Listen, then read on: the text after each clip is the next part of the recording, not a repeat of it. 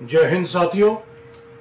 Congress party और हमारे न्याय योद्धा राहुल गांधी जी लगातार बहुत ही मुखर तरीके से जातिगत जनगणना कराने की मांग उठा रहे थे। लोकसभा में उन्होंने कहा था कि जातिगत जनगणना करवा कर रहेंगे और इसी सदन के अंदर इसको पास भी करवा कर रहेंगे।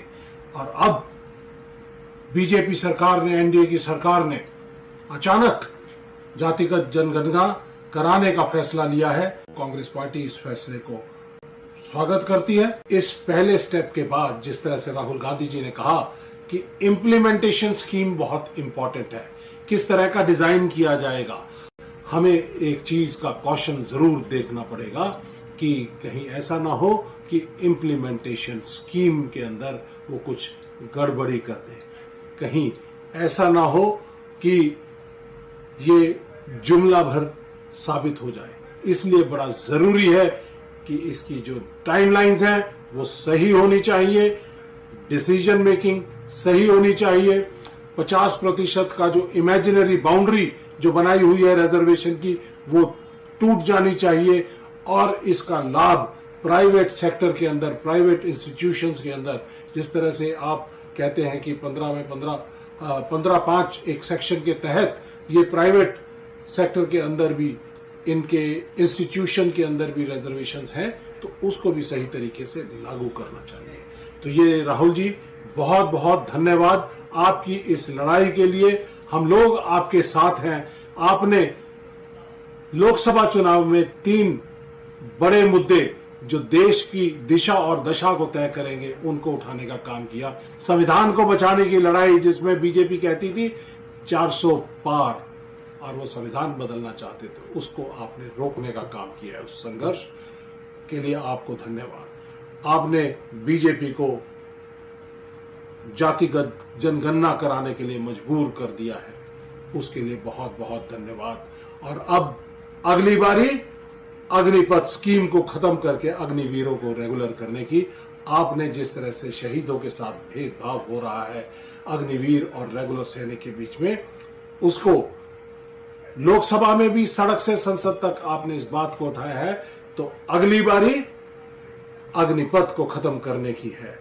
फिर से मैं राहुल जी आपको कहना चाहूंगा कि राहुल जी, आप संघर्ष करें, आप आगे बढ़े, हम सब आपके न्याय योद्धा आपके साथ हैं।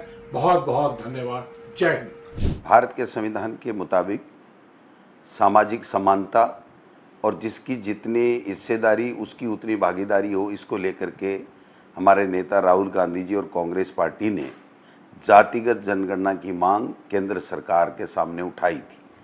2 साल से अधिक समय से ये मांग करने के बावजूद भी मोदी सरकार ने तरह तरह के बातें करके उसकी खिल्लियाँ उड़ाना चालू किया और उनके मंत्रियों ने लोकसभा हो, राज्यसभा हो, सब जगह पर जातिगत जनगणना का विरोध किया। लेकिन आखिरी में राहुल गांधी जी ने देश की लोकसभा में कहा था कि आरक्षण की जो 50% की कैप है ये हटनी चाहिए, जातिगत जनगणना होनी चाहिए और जिसकी जितनी हिस्सेदारी होगी उसको उतनी भागीदारी मिलनी चाहिए। SC, ST, OBC का 50% से ज़्यादा जनसंख्या होने के बावजूद उनको 50% की सीमा में रखा जा रहा है, जो उनके साथ में न्याय नहीं हो रहा है। इसलिए उस वक्त देश के प्रधानमंत्री ने बिल्कुल मना कर दिया था और जातिगत जनगणना से जातिगत विद्वेष फैलने की बातें की थी। तरह तरह के ऐसे तर्क दिए थे जिसके कारण से उन्होंने स्पष्ट रूप से मना किया था कि जातिगत जनगणना नहीं होगी। लेकिन सत्य की जीत हुई और राहुल गांधी जी ने जो सामाजिक न्याय की जो अलख जगाई थी पूरे देश में, उसकी जीत हुई और केंद्र की सरकार को मानना पड़ा और उनको ये घोषणा करनी पड़ी कि जो जनगणना होगी उसके साथ में जातिगत जनगणना होगी। ये भारतीय जनता पार्टी और RSS के लोग जो इसका पूरे तरीके से विरोध करते थे, उनको ये समझ में आ गया कि ये देश का मुद्दा है, देश के आम लोगों का मुद्दा है और हर जाति ये चाहती है कि हमारी जनगणना होनी चाहिए और संविधान के मुताबिक हमारे को जो देश का बजट है या जो सामाजिक समानता है उसका अधिकार हमको सबको मिले और जिसकी जितनी हिस्सेदारी है उसकी उतनी हिस्सेदारी भागीदारी हो। इसके लिए अब मार्ग प्रशस्त होगा और टाइमलाइन के हिसाब से ये होना चाहिए। और उसके बाद में जो 50% का कैप आरक्षण का लगा हुआ है आज की तारीख में, उसको हटाने के लिए ये मुहिम अब और ज़्यादा कांग्रेस पार्टी राहुल गांधी जी और खड़गे साहब के नेतृत्व में चलाएगी। Vanakkam. At last, Modi government relented and agreed to conduct a caste census. This is a significant victory to the leader of opposition, Rahul Gandhi ji, Congress party, and the millions of activists who have long championed the cause. BJP mocked him, opposed him, even abused him in the parliament. They went to the extent of asking his caste to humiliate him, but that did not deter him. He remained steadfast in his commitment. Rahul ji has strongly and consistently advocated for a caste census because it is essential for social justice, equitable distribution of resources, and data-driven policy making. Without accurate data, fair access to education, employment, including higher positions, welfare schemes, and constitutional rights cannot be ensured. The caste census would count all communities, especially the OBCs, whose exact population hasn't been officially recorded.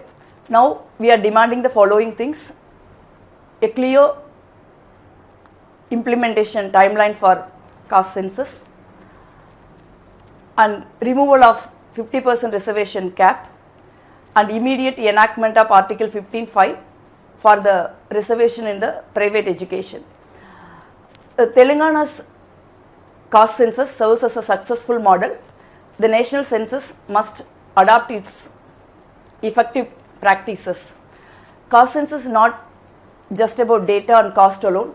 It's about dignity, rights, and equitable sharing of resources and opportunities. Thank you, Rahul ji. Thank you for this historic efforts. Thank you.